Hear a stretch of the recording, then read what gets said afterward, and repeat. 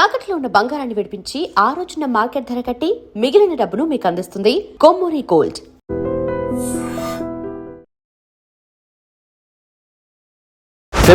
Episode guest అపార అనుభవం గల one of the out standing rated IPS officer. వివిధ రాష్ట్రాల్లో ఉన్న మావోయిజాన్ని గడువుకు ముందే ముగించిన ఆయన ఒక పవర్ఫుల్ ఆఫీసర్.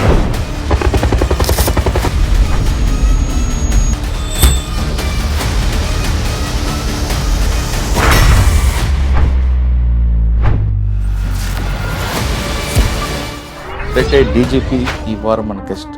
పేరు బి శివధర్ గారు, state security advisor.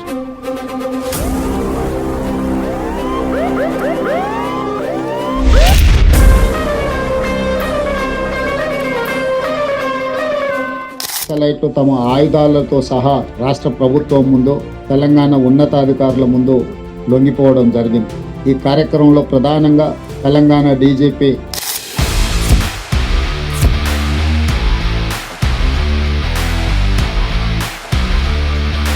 Central committee మెంబర్లు స్వయాన రావడం, లొంగిపోవడం, బంగారు బిస్కెట్లు ఇవ్వడం, క్యాష్ తీసుకురావడం, పక్క రాష్ట్రాల్లో ఉన్న వాళ్ళు కూడా ఇక్కడ సరెండర్ అయిపోవడం. శిఖరాగ్రం చేరుకున్నది. అక్కడ నుంచి కింద జారిపోవటమే, ఇంకా పైకి పోవడానికి ఏం లేదు. వాడిని తింటే ఈవినింగ్ తినలేని పరిస్థితి ఉన్న వాళ్ళ దగ్గర ఏదో కేసులో ఇరుక్కున్నాడు కాబట్టి వాళ్ళ దగ్గర మీరు చేసుకుంటే అది ఎంత కర్రగుట్టలు డెవలప్ చేయాలి, టూరిస్ట్గా డెవలప్ చేయాలని. ఎందుకంటే వాళ్ళు ఆల్రెడీ అంతకుముందు రాసుకున్నారు, వాళ్ళు కర్రగుట్టల పైన డామినేట్ చేయాలని చెప్పి వాళ్ళు కోడ్ భాషలో రాసుకున్నారు. కానీ నల్గొండ ఒక వ్యక్తి మీ దగ్గరకు వచ్చి ఇన్ఫర్మేషన్ ఇస్తాను అని ఒక మార్జిన్ ఎక్స్లెట్ వస్తే, నాకు మీ ఇన్ఫర్మేషన్ వద్దు, మా నెట్వర్క్ మేము డెవలప్ చేసుకుంటాం అని మీ దగ్గర ఒక బెల్లి లలిత అని చెప్పి అవును అటు భువనగిరి ఏరియా అనుకుంటా, ఆలేరు భువనగిరి ఏరియా సంపేశం. ఈ నయం యొక్క పాత్ర కీలక మందులో.